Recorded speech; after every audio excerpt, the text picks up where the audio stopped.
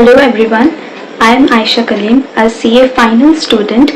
I have scored 197 marks in CA Intermediate Group 2 examination May 2025 and I have got exemption in all the subjects.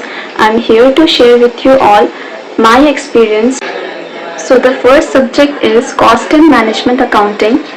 मैंने costing के lectures Purushottam Agrawal sir के purchase किए थे. As we all know he is the best faculty for costing and the best part मुझे जो बहुत सबसे ज़्यादा अच्छा लगा वो था कि सर जो भी क्वेश्चंस करवाते हैं सर उसे A, B, C कैटेगरी में मार्क करने को बोलते हैं. तो उससे होता है कि जो भी इम्पॉर्टेंट क्वेश्चन है जिसे हमने A मार्क किया है वो मल्टीपल टाइम्स हमारा रिवाइज हो जाता है. जब भी हम रिवाइज करेंगे तो A कैटेगरी वाले को हमें रिवाइज करना ही करना है.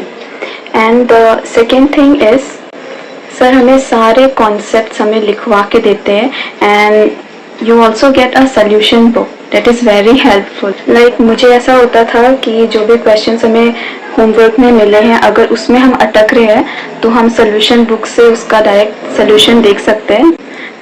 टॉकिंग अबाउट ऑडिट, मैंने ऑडिट के लेक्चर्स मोहित अग्रवाल सर के परचेज किए. एक्चुअली मैंने ऑडिट के सारे नोट्स तभी बना लिए थे जब मैंने ग्रुप 1 के एग्ज़ाम दिए थे.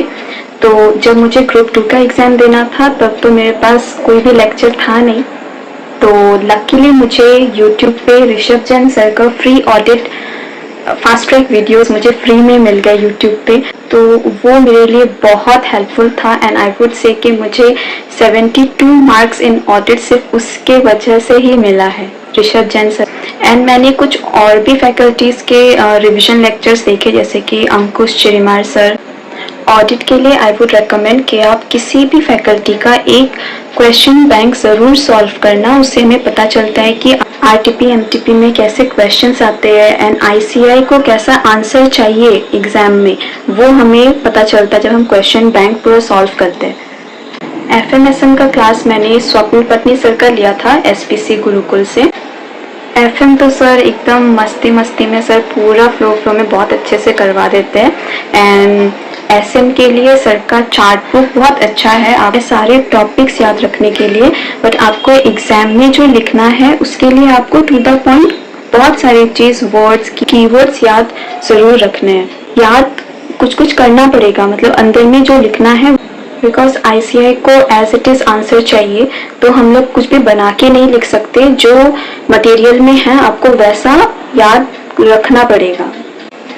ऐसे बहुत छोटा सा है, स्कोरिंग भी है, डिपेंड करता है जिसे एसएम अच्छा लगता है या एफएम. मुझे तो दोनों ही ठीक था पर एसएम मैंने बहुत अच्छे से किया था. मतलब जो भी है एडवांटेजेस डिसएडवांटेजेस मैंने सब कुछ याद करके लिखा था एग्ज़ाम में एंड मार्क्स भी अच्छे ही आए. एग्जामेशन मिला मुझे.